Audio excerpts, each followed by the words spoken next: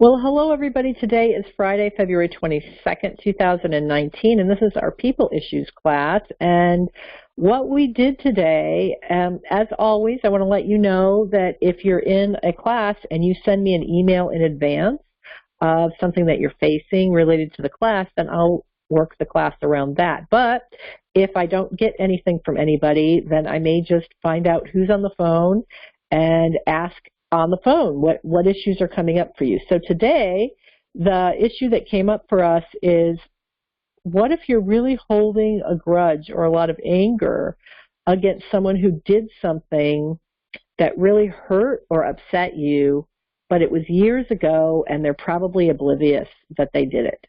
But they're still maybe in your life, and there's a part of you that can't stand being around them, can't stand them as a person, you're really judging them, you're villainizing them, et cetera, et cetera. So we went through a process of coaching one of our members on the phone, kind of talking through a particular issue and working through it. And so it was it was kind of a nice group coaching session. And I would say one of the things that I learned about that, just from witnessing it and being a part of the conversation, is that often when we have a lot of pent-up anger towards others, and we know logically that the other people are probably oblivious to how their behavior impacted us. A lot of that anger toward the other person might actually be towards us, ourselves, for having allowed ourselves to be treated in that way. And in the case that we had on the phone today, the person is talking, over a decade ago, and, they weren't even aware of the stories in their heads and the unmet needs and the things that formed their triggers and their dramas. And, now looking back, they really didn't have any great tools to have stood up for themselves at the time. And so the person that was willing to be the case study is going to kind of think through that now, and really think, is the core issue about empowering herself to speak up. And we wrapped up our conversation with a discussion about political discontent and the environment that we're in right now, where many people have very extreme points of views, and then people with opposite points of view all go to the extreme. So we have this kind of pendulum where you have people that are all so extreme that almost nobody's being rational anymore, or nobody seems to be acting in a mature way or having a discussion. And I had a lot of lights go off when we were talking about that, because everyone on the call admitted to being triggered when they were in situations where political comments were thrown out.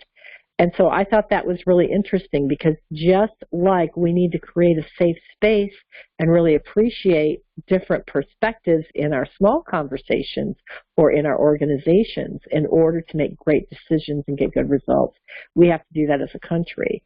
And so I think people are seeing how dysfunctional this all is. I'm wondering if people understand or are clear on the path to making it functional. But I know, at least on a micro level, I can do that for myself.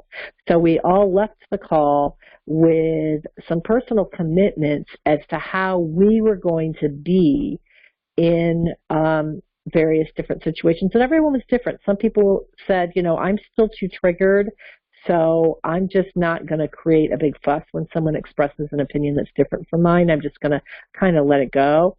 But other people said, you know what, I'm going to express my opinion, but I'm going to be very cognizant when someone's really emotional about their opinion, that's not really a good time to try to have a logical conversation with them.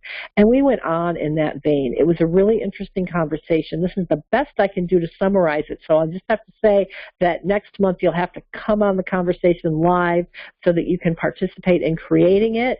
And I think everyone who was on the call today got a whole lot out of it. So hopefully you'll get a little nugget from this and something to think about.